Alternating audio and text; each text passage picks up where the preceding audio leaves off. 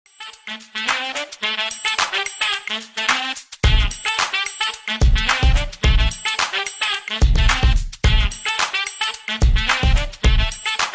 teman-teman, jumpa lagi di podcast Dalam You. Perkenalkan, nama aku Melanie Syawamafma dan temanku Anisha Noviangra ini. Kami sebagai podcaster yang akan menemani kalian berbincang mengenai partisipasi politik perempuan dalam kemajuan bangsa. Nah, teman-teman tahu nggak sih, dari zaman penjajahan sampai saat ini, perempuan itu punya peran yang sangat penting dalam kemajuan bangsa.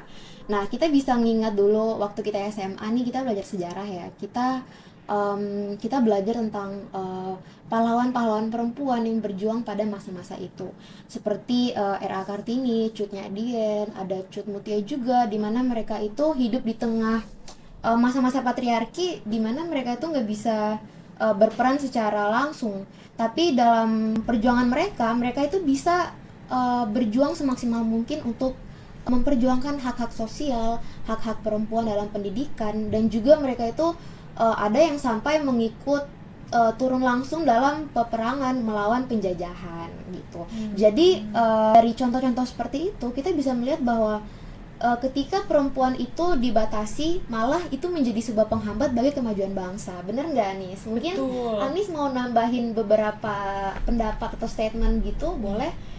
Betul Melan, jadi untuk saat ini peran perempuan dalam berbagai aspek kehidupan itu tentunya dalam kemajuan bangsa itu sangat diperlukan.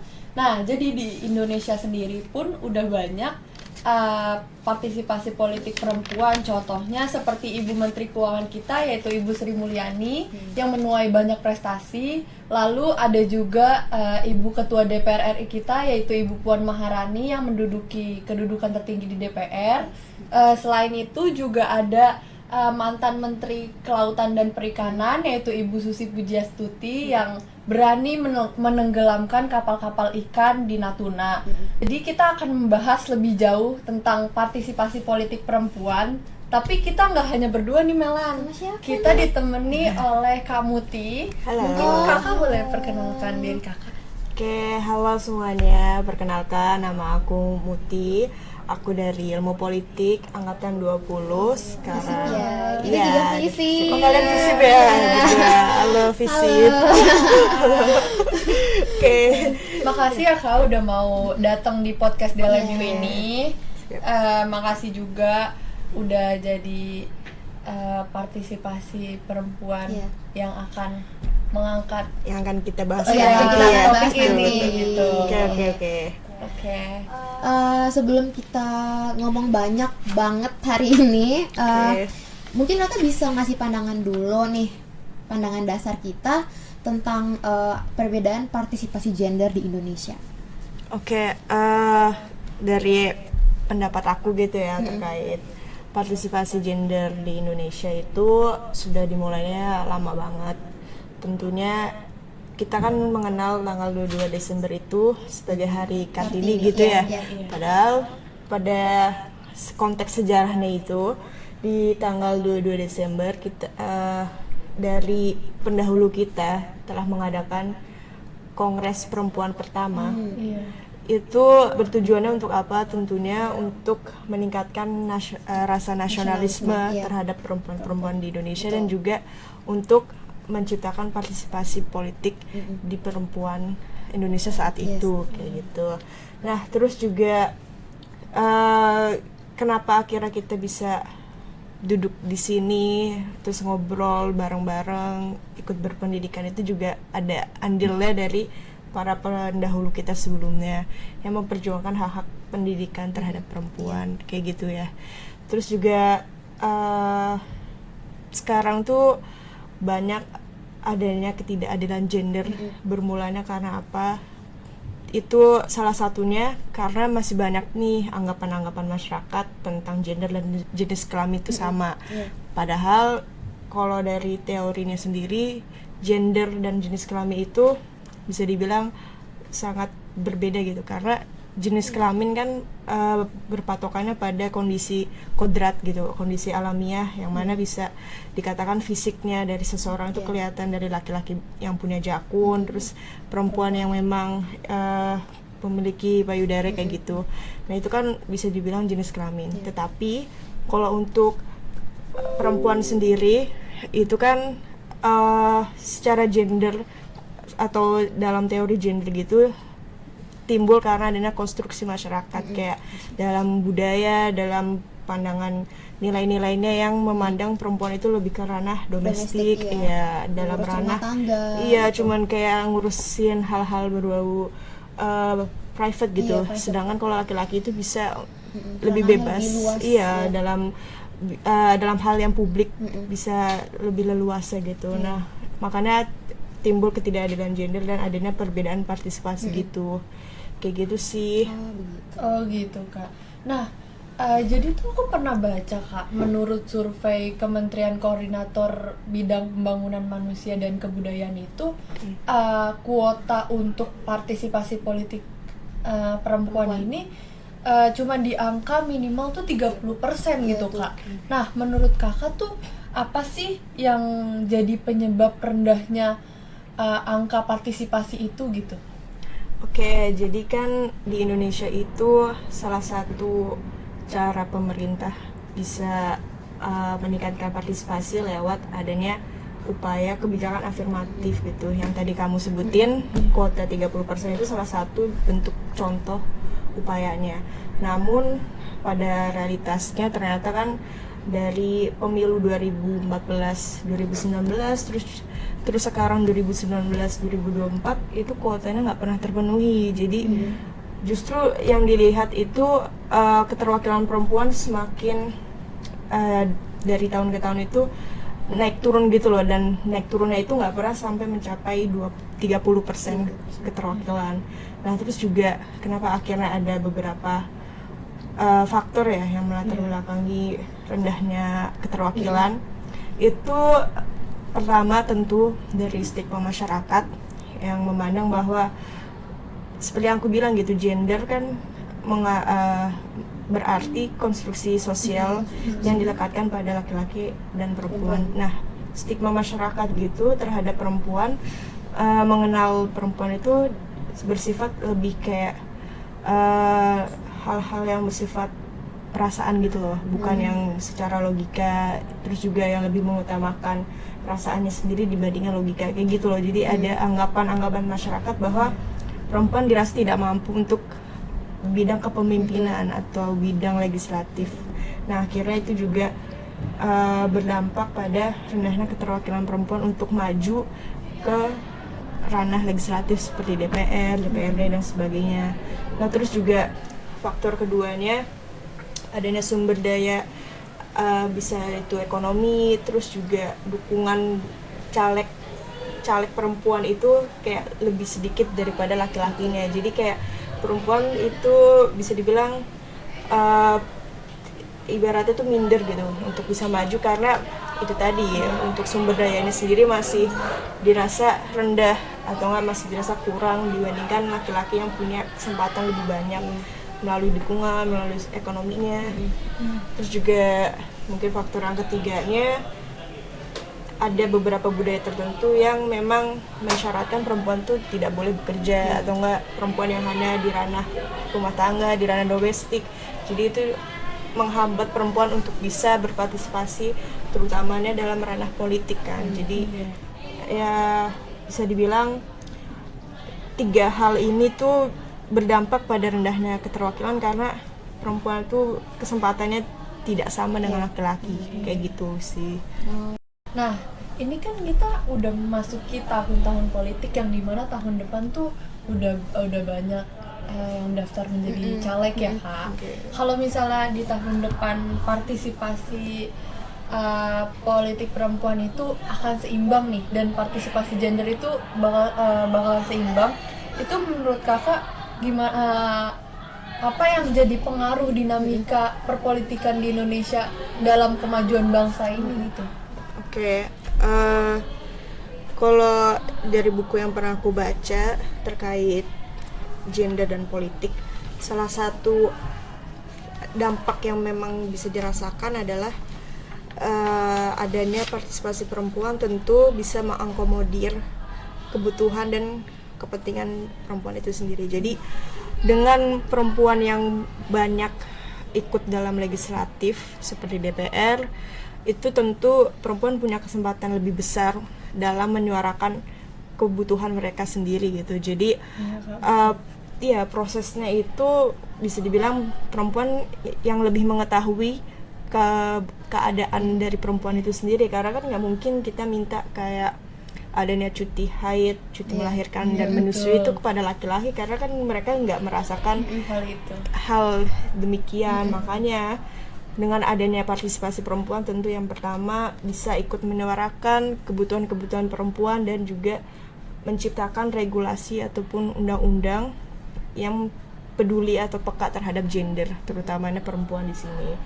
Terus juga kedua, kalau dilihat dari sisi demokrasinya, tentu adanya kesetaraan antara perempuan dan laki-laki turut menciptakan negara kita yang lebih demokratis. Dalam artian Indonesia kan setelah reformasi itu banyak kesempatan ya yang diberikan, terutamanya untuk perempuan dalam hal ini partisipasi politik supaya bisa turut maju dalam legislatif dan juga memiliki kesempatan yang setara dengan laki-laki. Kayak gitu sih. So, cukup banyak ya yang kita dapat dari Kak Muti, tapi kayak masih kurang gitu ya. Mungkin aku pengen nanya lagi sama kakak. Oke, boleh. Gimana? Gimana nih peran perempuan itu diukur secara kuantitatif maupun kualitatif? Oke, dari pemilu 2 periode belakangan ini gitu ya. Jadi kan di 2014 sampai 2019 itu keterwakilan perempuan sangat minim gitu, karena dari kuota minimal 30% diberikan, ternyata data yang ditunjukkan itu cuma 17% keterwakilan perempuan gitu. 17%. Jadi kayak sekitar dari 30 tuh cuman 17, kan berarti gapnya banyak ya gitu. Nah, terus di periode terakhir ini 2019-2024 sempat meningkat sedikit gitu, jadi 20,8% dari total 30% kuota yang diberikan, atau setara 120 legislatif perempuan yang duduk di DPR. Tapi kalau dilihat dari jumlah keseluruhannya, anggota DPR itu totalnya 575. Jadi kayak itu masih sangat minim loh minim untuk adanya ibaratnya keterwakilan perempuan di situ tuh masih minoritas gitu lah, masih kaum yang sedikit kayak gitu kan. Nah, terus juga kalau kita melihat dari kuantitatifnya aja masih sedikit, bagaimana nanti akan menghasilkan suatu kebijakan atau dampak yang signifikan terhadap perempuan itu sendiri. Jadi dibilang kualitasnya bagus atau enggak, tentu masih sangat di bawah dari kata bagus ya, karena kan dari keterwakilan 20,8% ini ternyata masih belum bisa menyuarakan ataupun ibaratnya itu turut memberikan kontribusi terhadap kepentingan perempuan itu sendiri. Kayak ya kita tentu pernah mendengar adanya kayak kita tentu melihat adanya perjuangan panjang untuk meloloskan UU TPKS ya, UU Tindak Pidana Kekerasan Seksual, padahal posisinya saat itu Puan Maharani kan juga perempuan. Cuman memang prosesnya tuh sangat panjang, bertahun-tahun dari draft pertamanya dikeluarkan sampai akhirnya lolos di tahun kemarin itu. Terus juga dari kualitasnya sendiri tentu saya berharap gitu ya, perempuan bisa lebih menyuarakan aspirasi dari perempuan itu sendiri, kayak adanya RUU kesejahteraan ibu dan anak itu bisa lebih diperjuangkan lagi untuk regulasinya, supaya nanti kita bisa lebih memberdayakan perempuan itu sendiri, kayak gitu sih. Nah, tadi kan kakak udah bilang nih upaya pemerintah untuk ningkatin partisipasi politik perempuan itu ada kebijakan afirmasi ya. Nah, betul. Terus juga udah ada beberapa yang memperjuangkan hak asasi perempuan itu sendiri, contohnya Ibu Puan Maharani itu. Nah, ada nggak sih Kak upaya lain yang pemerintah lakukan untuk meningkatkan partisipasi politik perempuan itu sendiri gitu? Atau menurut kakak upaya pemerintahnya itu udah sebaik mungkin atau masih belum maksimal? Oke, kalau dilihat dari kebijakan afirmasi, tentunya seperti yang aku ceritakan tadi, masih di bawah dari kuota minimal gitu ya. Dari tahun ke tahun tuh belum pernah menyentuh angka 30%. Paling mentok kurang lebihnya tuh 25% atau tadi hampir menyentuh 21% kayak gitu kan. Nah, terus tentu upaya pemerintah bisa kita apresiasi dengan memberlakukan Undang-Undang Nomor 7 tahun 2017 tentang pemilu tadi. Di pasal 245-nya kan mengatur terkait keterwakilan perempuan paling sedikit itu 30%. Nah, itu bisa dibilang sebagai upaya progresif pemerintah untuk menghapus diskriminasi dan memperjuangkan kesetaraan terhadap kaum perempuan itu sendiri. Karena proses dari kebijakan afirmasi ini dulu sempat memakan waktu lama juga, dan perjuangannya itu tidak sebentar karena dari beberapa kali mengadakan seminar ataupun diskusi, lokakarya dan sebagainya, itu baru bisa kesampaian mungkin di undang-undang tahun 2017 itu kayak gitu. Terus juga tentunya pemerintah tidak bisa bekerja sendiri ya, ada peran dari parpol atau partai politik dalam mengupayakan kader-kader perempuan yang berkualitas. Dalam artian ini dari parpol itu harus meningkatkan pendidikan politik untuk perempuan, untuk kader perempuannya sendiri, seperti mengasah soft skill atau enggak soft skill yang saya maksud kayak mengasah pola pikirnya atau enggak, terus juga menciptakan kader perempuan yang memang bisa peka terhadap isu-isu perempuan, dan juga yang kedua itu meningkatkan public speaking gitu, atau enggak dalam hal perempuan biar berkomunikasi dengan masyarakat tuh bisa lebih baik nanti ke depannya dan bisa ikut menampung aspirasi dari masyarakat. Terus juga pendidikan politik yang ketiga itu bisa dibilang perempuan yang turut menginisiasi gerakan-gerakan sosial dalam artian perempuan yang peka terhadap kebutuhan-kebutuhannya sendiri kayak gitu. Mungkin kayak gitu sih. Udah banyak banget yang kakak jelasin tentang peran pemerintah, upaya-upaya yang perlu dilakukan. Tapi menurut aku juga punya pendapat bahwa perubahan itu bisa dimulai dari lingkungan kita yang paling kecil, misalnya sebagai mahasiswa. Nah, aku juga pengen tahu dan aku pengen belajar dari kakak gimana sih peran mahasiswa biar kita tuh ikut berpartisipasi dalam sebagai perempuan dalam ranah politik. Itu gimana, Kak? Oke, kalau aku berpendapat sebagai mahasiswa, tentu upaya paling terdekat dan terkecil yang bisa kita lakukan adalah mengadakan diskusi kayak begini.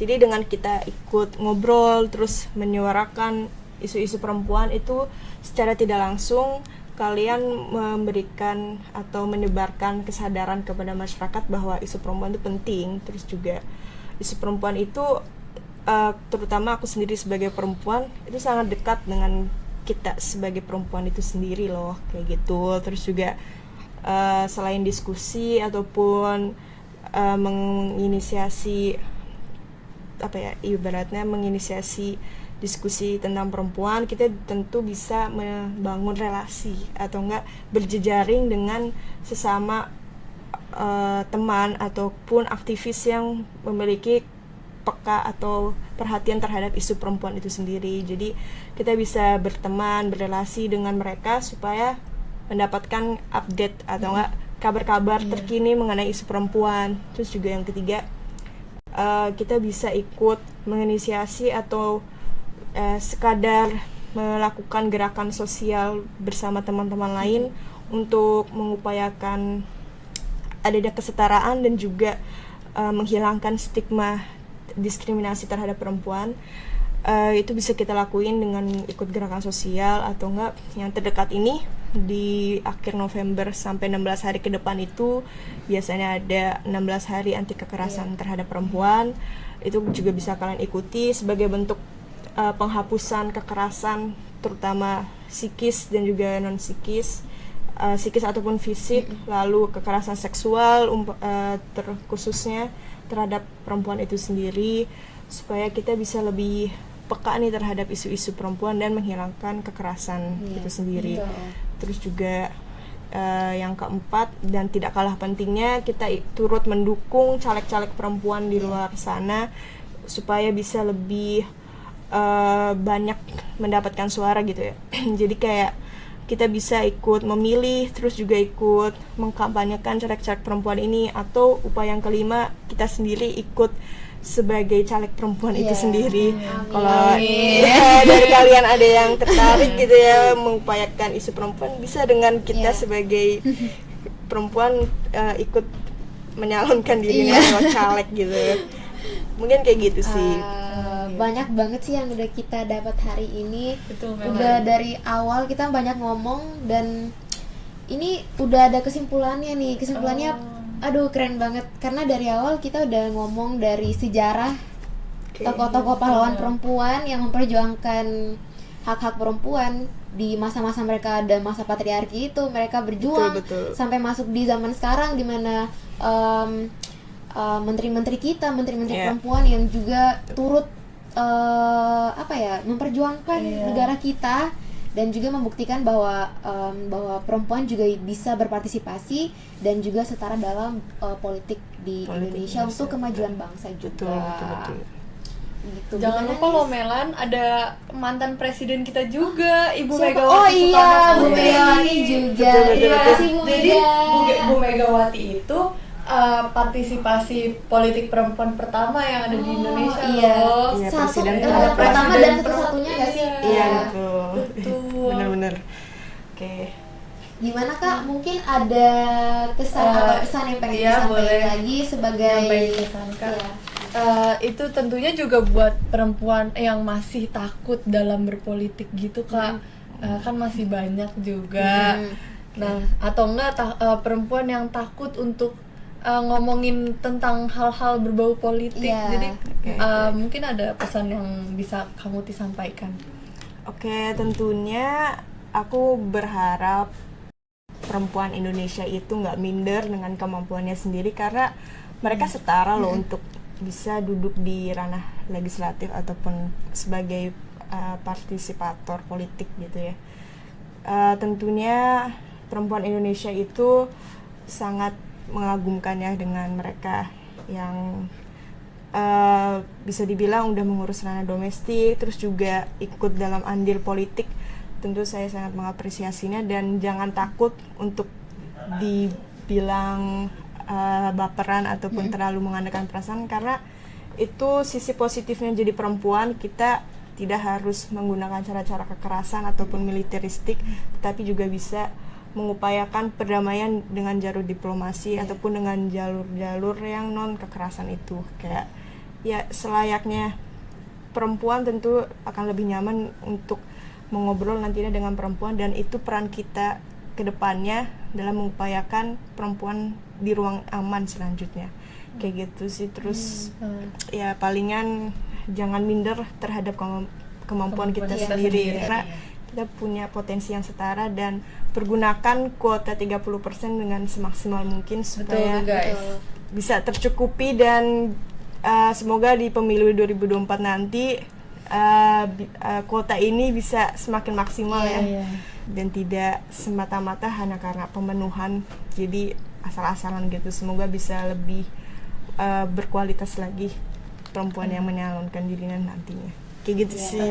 Baik, terima kasih Kak udah sempetin waktunya buat sharing ilmunya di podcast DLMU kali ini. Kita jadi banyak wawasan baru, terutama buat kita juga, buat teman-teman yang lagi nonton. Makasih. Makasih juga udah turut menyuarakan isu-isu perempuan. Semoga kedepannya kita bisa lebih peka terhadap kebutuhan dari perempuan itu sendiri, terutama kita sebagai perempuan mendengarkan kebutuhan-kebutuhan perempuan itu sendiri. Terima kasih. Terima kasih. Terima kasih Kak. Sekian. See you on the next podcast.